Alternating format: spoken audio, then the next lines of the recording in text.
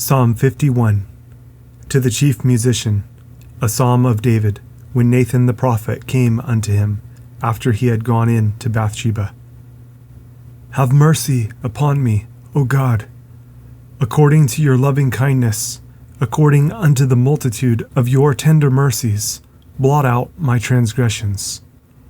Wash me thoroughly from mine iniquity, and cleanse me from my sin.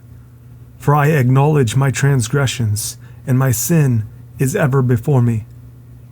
Against you, you only, have I sinned, and done this evil in your sight, that you might be justified when you speak, and be clear when you judge. Behold, I was shapen in iniquity, and in sin did my mother conceive me. Behold, you desire truth in the inward parts, and in the hidden part you shall make me to know wisdom.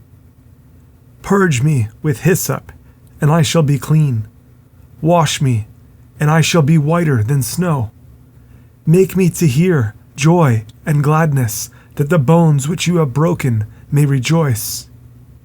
Hide your face from my sins, and blot out all mine iniquities. Create in me a clean heart, O God, and renew a right spirit within me.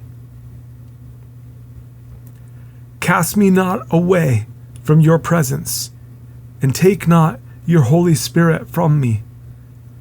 Restore unto me the joy of your salvation, and uphold me with your free spirit.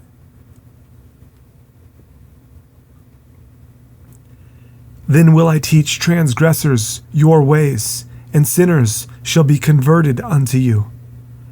Deliver me from blood guiltiness, O God, you, God of my salvation.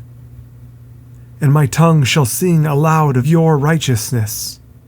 O Lord, open you my lips, and my mouth shall show forth your praise. For you desire not sacrifice, else would I give it. You delight not in burnt offering.